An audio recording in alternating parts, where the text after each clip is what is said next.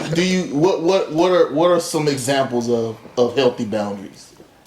Raising your voice when you get angry.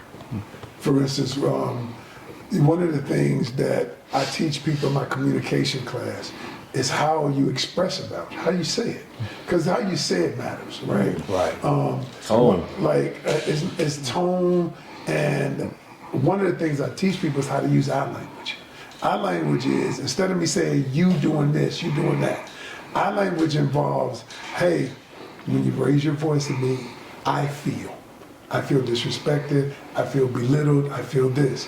And then it's like, oh, I am responsible. Then all of a sudden, I need to be in a relationship where we both respect each other. Mm-hmm. All right, can we discuss that? Mm-hmm. And so when we talk about using, that might be a boundary, raising your voice, okay? Another boundary might be, one of the biggest boundaries I see a lot of times is, if you got a friend, a girl, mm-hmm.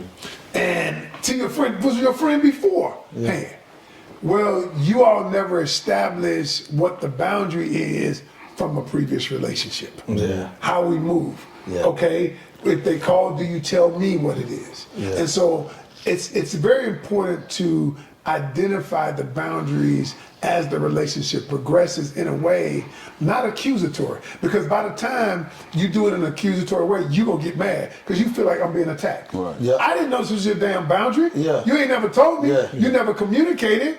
And then then you get to the point where now I want to fight you. Yeah. I gotta resist you because you're trying to control me. Yeah. Right. But if you tell me your boundary in a way that's not accusatory, but from what you need, from your needs, all of a sudden I want to have that conversation. Yeah.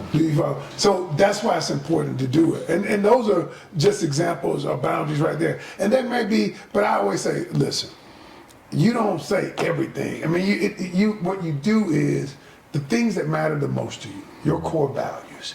Those are the things you put boundaries around. Yeah, negotiable. You know what I'm saying? Yeah. Your core values, it can't be every three seconds it's something different, right. Something new, and people are gonna be like, damn, I can't please you. Yeah. No matter what I do, I can't please you. And nobody's gonna want to be with somebody like that. Yeah. Man. Yeah. Oh, that's perfect. Yeah. Let me ask you this. That's dope. I'm gonna take this around the room. What's one thing you want to build with a partner?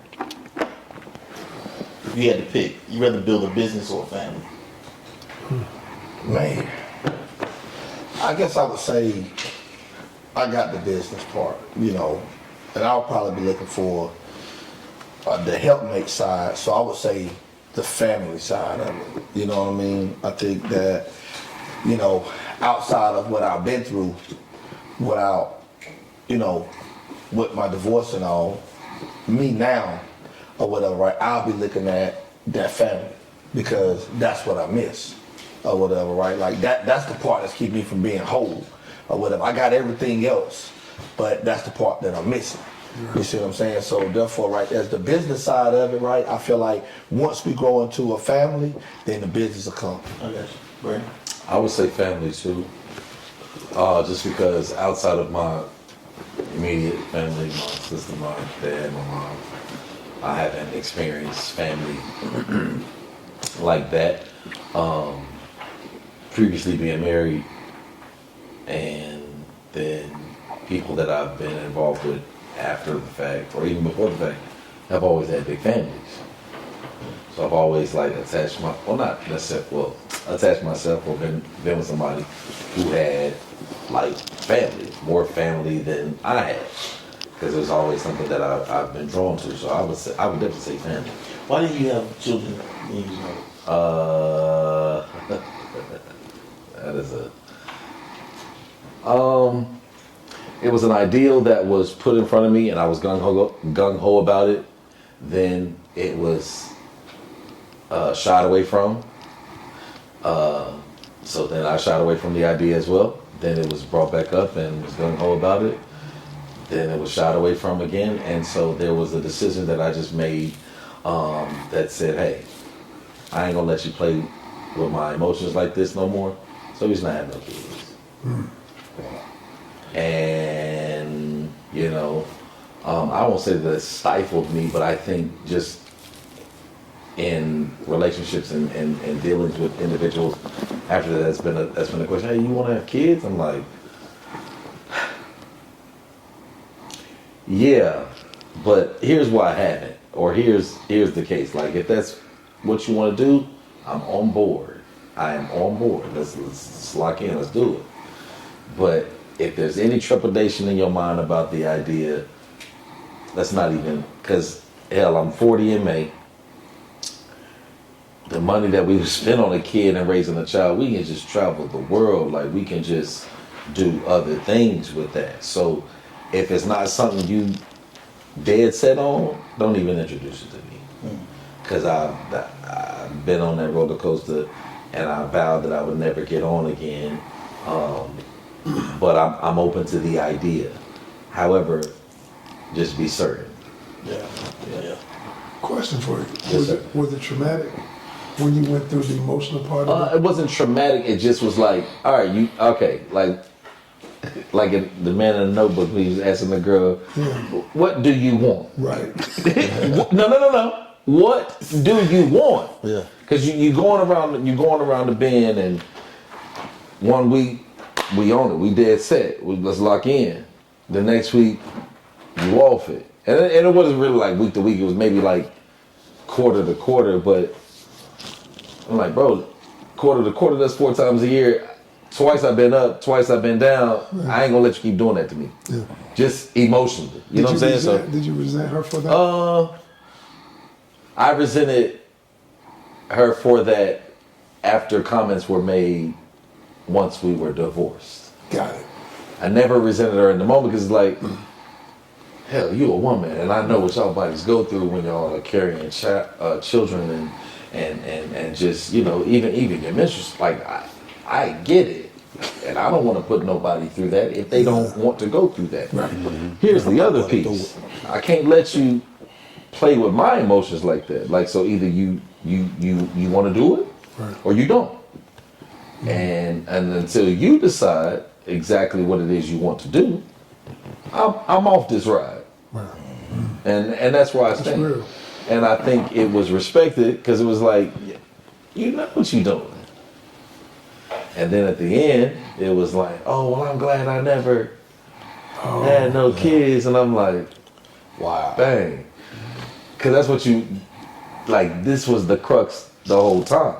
Right. And so, like, you can't placate that in my face No, at that the makes end. sense. It's like, nah, you know I was with it when we was with it.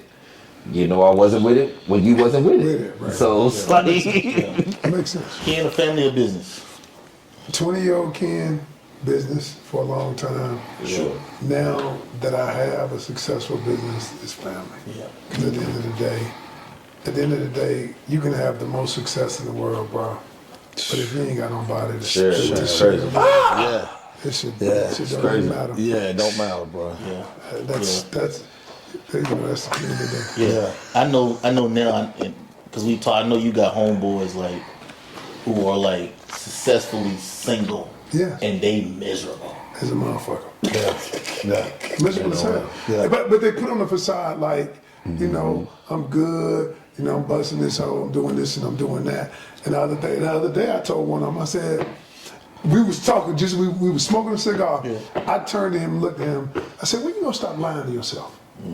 Wow. But because you can't lie to me. Yeah. And I said, because I said, all this stuff you do is a coping mechanism for something, for not having the thing you truly want. Yeah. And I said, I can fuck 100 women, but the truth of the matter is, if I don't love one of them, I'm empty as hell. How many times everybody sitting at this table, we ain't always love this. How many times you done buzz and you like, man, I wish she'd leave. I wish she'd leave. Man, I hate you. Why you still here? Thanks. Yeah. Because the emptiness of it all. Yeah. There's nothing there. It's nothing there. Yeah. And that's what I told him. And he looked at me like, damn, what can I say? Nothing. Because it's the truth. It's the truth. Yeah. Family. It's always been that way for me, because my thing is I'm a hustler, first of all. So you've been to business. I'm a businessman. Yeah. Right. So, but then at the same time, you can always with a proper, or not a proper, but a strong family. Yeah. Y'all can build business. that was the thing that was taken kind of semi away from me. So that's, I think, what I yearn for the most. Cause like he said, it was I don't think I told y'all. Yeah, I may have mentioned it, but when I got back in June from the BET Awards, it was so many great things going on, and it's been so many great things the past 2 years. Coming home to somebody would be the biggest thing for me. Because I think we had this conversation before. Yeah. You look forward to coming home. Yeah, because the thing is, like, somebody say, would you rather have the money? I'm always get money. Yeah. One way or another. True. If it's the right way or the wrong way, I'm gonna I'ma get get some money. Yeah. Yeah. But when you got somebody to say, hey, babe, I just stole from that bank. Yeah, for sure. Hey, babe, I got this money the right, like, that validation and to see that smile and to know, again, it goes to the fact that, again, my father cherished my mother and he believed in. And providing. So my thing is that's just something now I enjoy the grandkid thing because I have grandkids and stuff. But to have a girl and a family again, that would be huge for me.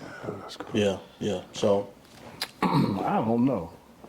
To be honest, because I was in a relationship for so long, from 15, serious relationship, 7 years, had a little bit of time off, pursuing my business, then ended up getting married, for 6 years, and then a short divorce, and then, maybe 2 years later back into a 9-year marriage. So my whole life, I've been in committed relationships. Okay. So I would say that family wasn't very important in the beginning. Then once I had a change from someone who didn't support the business part, and then marrying someone who loved the business part of it, now I'm at a space where I'm trying to figure out, is it worth it at all? Because I'm very happy and content with my freedom, and not having that pressure of letting somebody down. Wow. Understand what I'm saying? Because I dealt with that so long. It was constantly pleasing somebody else, birthdays, Christmas, holidays, whatever that is. Right. Since I was 15, just always been this romantic person. Yeah. So, now that I'm kind of like, have shed that responsibility, I'm like breathing in a certain sense, like, whew. And I hear other people going through it, and she didn't appreciate this, or he didn't like this, and I'm like, look at that stress they going through, which I love doing this for people, but I learned that you can't satisfy people. I look at all the vacations that I've been on, and the restaurants I've eaten at, and guess what I found out? Didn't mean nothing. They mean nothing. And it's It done. didn't mean nothing. Wow. So now for me to jump back into that, looking at somebody, telling them what they want to do, and I know for a fact it don't mean nothing. You know what I'm saying? So that's hard for me to jump back into that understanding the reality of relationship. And I feel them on that though, because I'm that I was like that. So I was married for 7 years, but even before that, even though I did my thing, when I was with a girl, I treated her with so much respect. So if you was with me, I'm gonna treat you like a queen or whatever. But to see things kind of diminish, and you put your heart and soul in it, and it's nothing to you, or you throw back at me like unappreciative about what I've done, oh man, that I don't know what's in me, but it like demoralizes me where it makes me really hard. And I'm thinking that's when that wall goes up, right? And it takes a lot to bring it down. Like, so even now, just seeing women now and then dealing with someone or whatever, right? You got that one at home that you like, man, I'm thinking she could be the one. I'm thinking. I don't know for a fact. And I don't know if I want to go all the way in. Now I'm really cautious about what I do. So now I'm really cautious and I'm looking for things. Like before, I would just be gun-ho, jump right on in, boom, swimming or whatever, right? Come up, hurt. So therefore, right, like it took a lot So I totally get where you at. Yeah. I hate to feel devalued and unappreciated. Yeah. Hate it. Yeah, yeah, Yeah. Kid, when you hear like that idea of devalue, it's so prevalent, not just amongst like single men, but there's men in relationships, Yes. like they're feeling devalued. Yes. Like, how big of effect do you think that has made the climate of relationships, in particular in the black community? Because I feel like our counterparts handle that differently than black men because of the mental health side of being a black man as well. Because I think that plays a role to it as well. Yeah, but think about it. I got to fight out in the world, and I got to fight at home. Yeah. And it is a big thing. And I'm going to say this. It's funny we're having this conversation. It is so big that the other day, I had about 300 people on. I was doing a live, and I was telling people that why men feel emasculated. You know, emasculation. And one of the things, I think number 3 is what I said, you always tell a man what he isn't before you tell him what he is. Wow. You always tell him what he's not doing before you tell him what he's doing. You ain't spending enough time with the kids. You don't take out the trash. You don't do this. You don't make enough money at work. You don't do all of that. And I said, that seed of resentment. Yeah. Because I'm fighting the world, and then I got to come home and feel unappreciated. Fight you. Boy. Yeah. And so they didn't realize, I said, how many of you, think about what you say to your man. Yeah. All the time, whatever you tell him something, you're always telling him what he's not. Yep. I said, instead, I just want you to take one day and tell him what he is. Yeah. I love it when you go to work. I just love the fact, and I said, here's the biggest thing. A woman said to me, well, he doing what he's supposed to do. Okay, like he paying the mortgage he's supposed to. I said, yeah. I said, yeah, that's okay. He doing what he's supposed to do. But then I want you to tell him something. I said, tell him, I appreciate the way you pay the mortgage every month. Yeah. You ain't late any month. Yeah. You don't know what it does. And women don't realize it, especially a woman that's in a relationship with you, that your woman can build you up or tear you down. Easily. And one voice. In one voice, in the same damn voice. Yeah. And what happens is if they're not cognizant of the power of the life and death in their tongue, they're not cognizant of it. Yeah. That's what happens, and that's why when you both say that you're unappreciated, I was sitting here imagining that for you to say that, and I felt you because you was like, it don't matter how many restaurants I done took you to, trips I done took you on.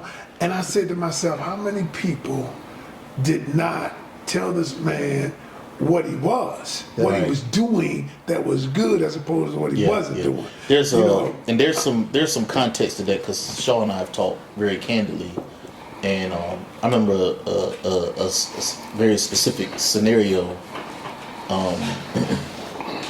with him and his ex where and I'll let you expound where you showed some emotion and what was her response? So just having a conversation, just trying to open up, and you shed a tear, because you're in this space and you're like, wow, I don't want this to be happening. Sure. But it's happening, and we got to deal with it. It's hurtful, and I feel like I'm in a safe space. So a tear running out. So time go by, we get into another issue, and she said, oh, so what you gonna do? Cry like a bitch? Wow. God, see that right there. You know what I'm saying? See that. And till this day, you what? You said you'll never what? Oh no, no more of that. I won't share that type of emotion with anybody. Like The people who listen to this Immediately check out. Immediately checked out. Why that trigger you like that? Immediately checked out. Yeah. Nobody ever said that to me. The reason why it triggers me is because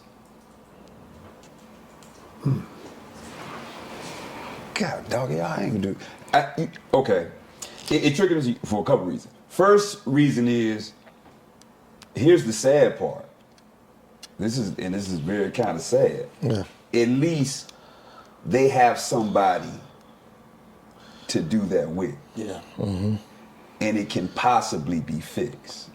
But the other piece is, as a man, when you will do anything to make sure that person Right.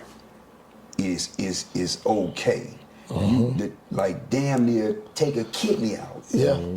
And when they'll go somewhere else, men do it too. Yeah. But when you get excited about another nigga on TV crying or saying his feelings, and I'm right here letting you know how I feel, and you got the nerve to use the same word you would hate me to call you. Yeah. That's irking to me, man. I place a super high value on my vulnerability. Yes. Period. Like Anywhere. you cannot do anything tangibly for me, right?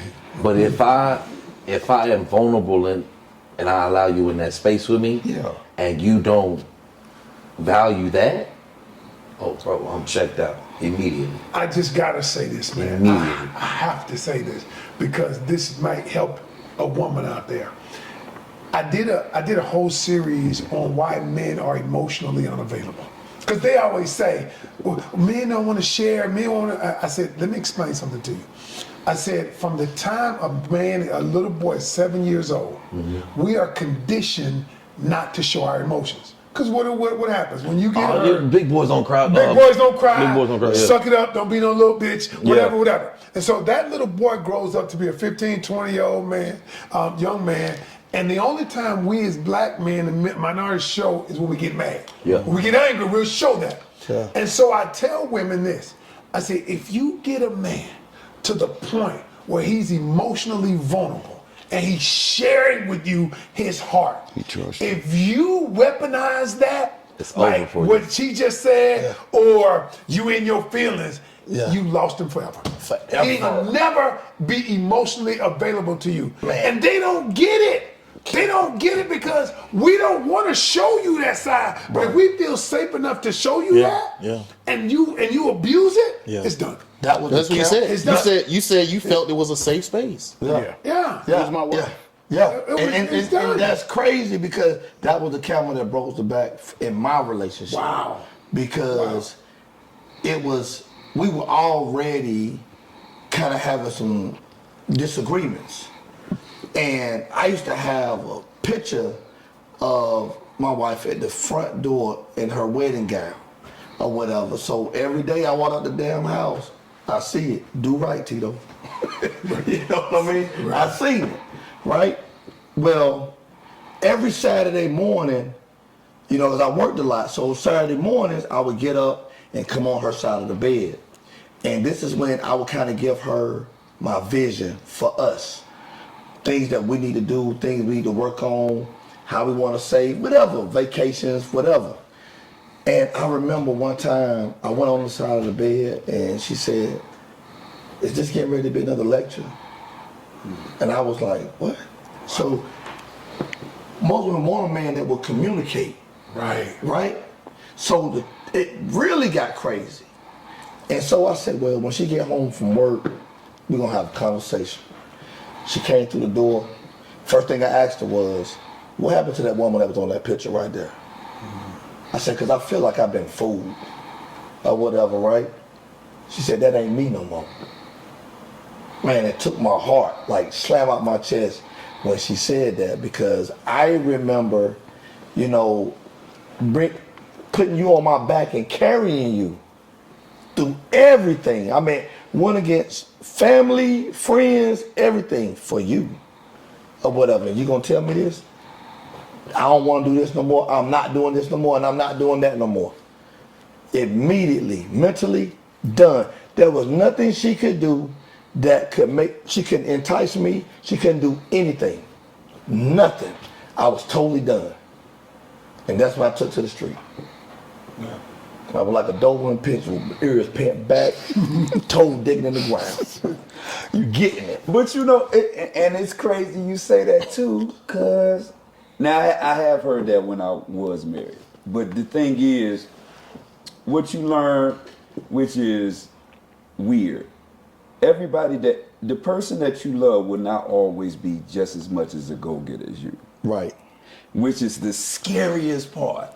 But that don't mean y'all not compatible in my mind. Right. No, I agree. This ain't my job, coach. Yeah. You know No, what I but mean? you have a good point there. I think it does come a point though, even if that's not what you into, you can still listen. I don't know how many countless times when I was married and someone else, I watched Lifetime. Yeah. I've heard the killer nanny, the bad nanny, the dead brother, the brother that lived, Yeah. the bad sister. Yeah. I watched Lifetime so much. Man, I probably could tell you, I probably seen half of it. Yeah, half of it, yeah. Because I was willing to do that part. Yeah. Right. Even though that ain't something I want to watch. Well, watch, right. So my thing is, for most men, I feel like they do want to discuss how we Yeah. can get more paper. Yeah. Ain't nothing wrong with like. Yeah. So to hear that, that's even worse because you gonna get mad that I want to discuss something that's gonna go in your pocket. Yeah, absolutely. But it's to build us. Absolutely. We my whole thing is me and you can be that power couple. You see what I'm saying? So I'm giving you everything that I know because a man's supposed to lead. He's supposed to take charge or whatever, right? I'm doing that. And then for you to kick back some funky shit like that, yeah, that pretty much silenced me.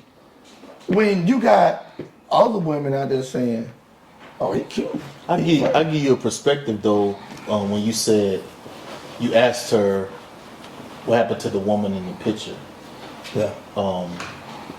When my wife and I celebrated our 15-year wedding anniversary, we had a party, and at the party we were dancing at the party, and she looked at me, and she said you've changed. And I looked back at her and I said, wasn't I supposed to? That's true. That's true. And I said, I don't think you want to still be with that guy from 15 years ago. Like I was, you know, Yeah. I was supposed to change. For the better. Yeah. You know, I was supposed to evolve. Yeah. Right. And when I said this, she looked at me and she was like, yeah, you was supposed to change. Like I don't, because if I'm still that guy, it's a problem. Yeah, we